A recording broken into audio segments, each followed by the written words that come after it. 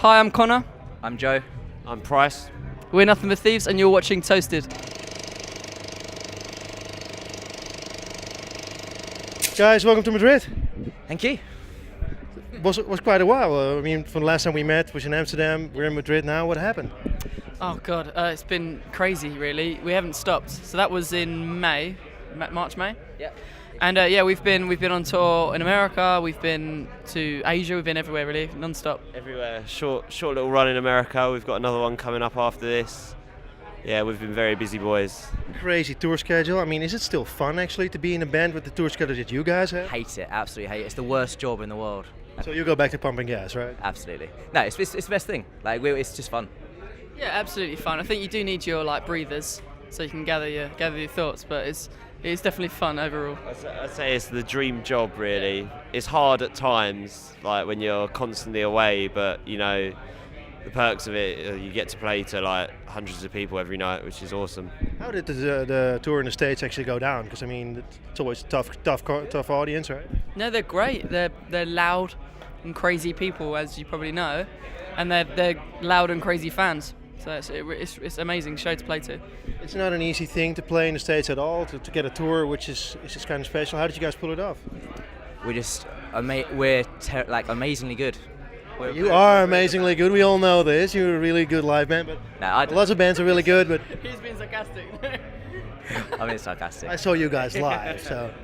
I don't know. Honestly, I think Trip Switch, the song, just happened to be did do well on radio out in America, and then from then we got some fans, and then we just kind of build it from there. So every time we go back, we put on our live show, and that's kind of where we think we're the best. That's the best part of our band, the live show. So the more we go back, the more we do well. Yeah. This is of course the way to do it. I mean, this is how people in the business tell you how to conquer America. Not too many bands pull it off.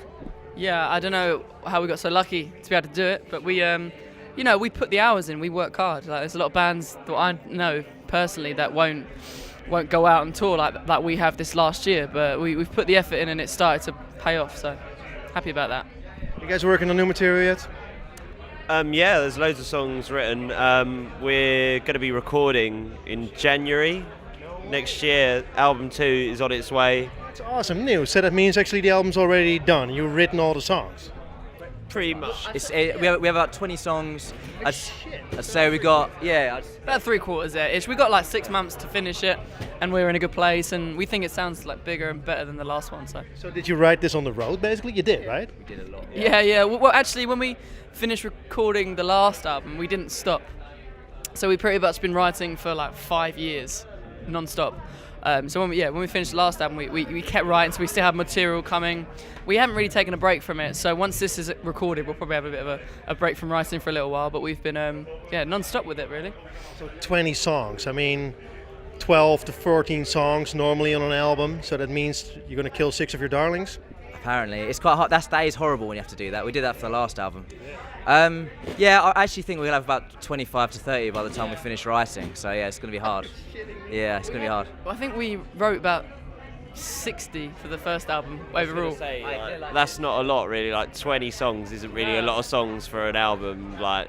So that must mean that all you guys create songs and all you guys bringing songs in the band. Because I mean, there's Dom, Joe, and myself. We never stop. That's the thing. We've just been writing so much that's why there's a lot of songs. But I think we should put the hours in, don't we? Yeah. Being on the road is actually quite useful for writing because you get so much time travelling. So I can just sit there and work on a draft of lyrics or whatever, and then that's just like another idea to come to the rest of the band with. So it's just actually having the time to think about and stop and. Yeah. I know Oh Wonder is playing here as well. I don't know if you guys know them. Oh Wonder, duo from London, singer-songwriters. They wrote their album in an Airbnb in Amsterdam, basically on GarageBand, on their phone and on their computer. Do you guys use that stuff as well on the road? Yeah, no, it's so practical. Dom, who we write with, is a producer as well, so it's really easy for us to get ideas together and bring it and put it in his laptop, really, isn't it? Like, yeah. I mean, he uses Logic. This is my system. Here we go. Voice notes. Are you joking? It's never ending. So the whole album is on here, basically. Yeah. plays a tune, man? No, I'll get in trouble. Is it just you mimicking sounds, or actually? Yeah, it's quite embarrassing when you hear it. It's like me in like 2 a.m. at night in bed going. It sounds good to me, but it's not. But I mean, yeah. That's the opening track. But I mean, it must be tough. I mean, if you have ideas in your head, Yeah. and you mimic them at night in the tour bus, you go like, "Wee, wee, wee, wee," and then to present it to the band next day, you go like, I have this fantastic tune. Well, it's always good. We always say that if you hear it in the morning and it's still good, it's a good song. Hey, so did you guys find a producer? Or are you going to produce yourselves? We have. I'm not sure we can announce who it is yet, but we are working with a producer. And it's been So how did you find him? How did you find a producer anyway? I mean, don't know. Did he come to us or? I think we had a few people in mind, and then we had a few meetings with some producers, and I don't know, just with this guy it really clicked, and he seemed to really love the songs. It wasn't really about the money or whatever for him. He just seemed to really want to work on the album. So it must be difficult to find a producer for you guys, because I mean, you guys are very good producers yourselves, very good songsmiths yourselves. So I don't think you'll take a lot of advice from somebody. I think a lot of it will do. We just got to practice these songs and make them really strong, and he'll kind of amplify them in a way. And because I think that's what he's done for the other artists he's worked with. He's just a really good sound guy. He just gets the production side of it best, you know. So Rick Rubin. I guess so, yeah. no, I can confirm it's not Rick Rubin. That's album 4. Hey, what's the album going to be like? So I mean, of course, fans will hear this and they will be anxious to hear about what you guys, what the music will be like. I mean, will it be completely different? Are there influences that we haven't heard yet? I wouldn't say it's completely different. I'd say it's more focused, because the first album was very different and eclectic in its sound, a lot of atmospheric and rock stuff, and this one I think we've kind of focused on the rock side of the sound. I'd say it's just best rock album of 2017, isn't it? Yeah, no, it's definitely a bit of a rock baby. We'll come from that world, so it's nice to be able to do this naturally and have that part of our sound amplified. Yeah, I'd describe this one as it has bollocks. What did the others have then? Not a lot of bollocks. Others. Yeah, others. Hey, are there any songs that are finished? Are there titles for songs that are finished that we can find on the album? Because I mean, of course, I want to drag as much information as possible out of you guys. You're cheeky, you are. It's not going to happen. Sorry, mate.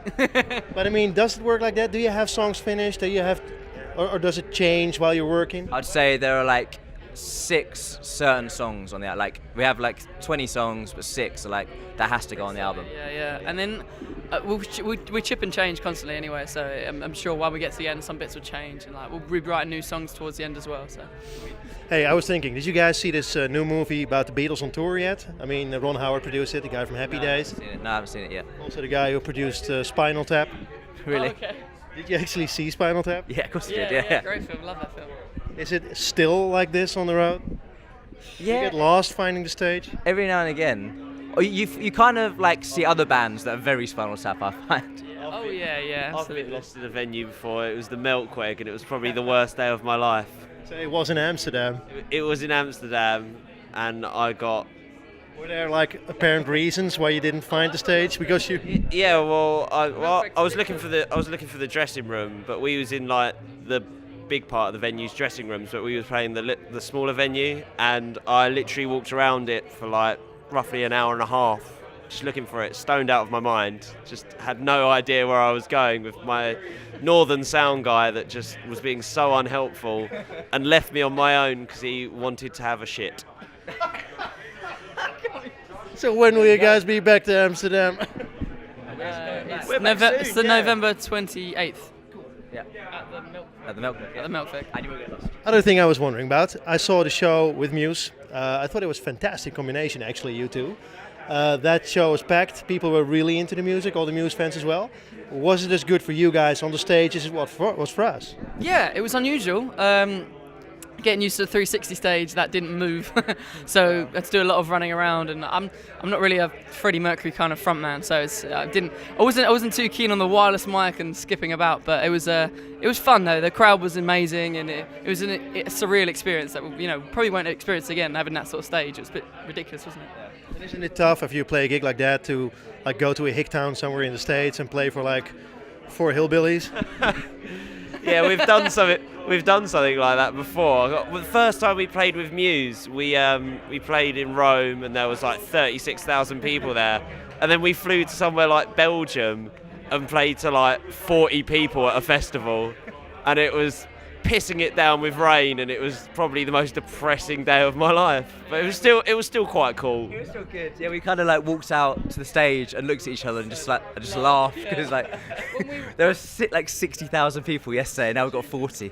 When we were on the Muse run in Europe, we were doing our own shows at the same time as well.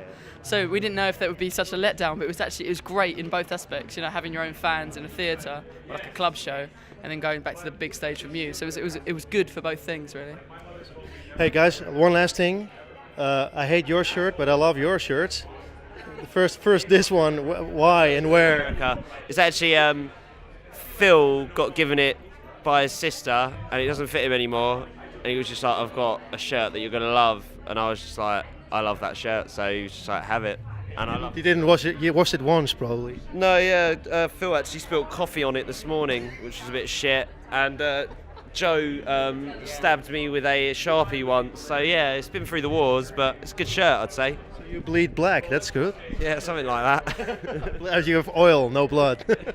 Oh, my shirt. All right. Oh no, this is actually just because I didn't have any washing, so I made my girlfriend do some washing and just picked whatever I had that was clean. Yeah, we got it free at Chicago Lollapalooza, so it was nice. It's nice. You get bonus points for chest hair, though. Yeah, fuck you. Thanks, man. Thanks, man. Cheers. Nice to meet you.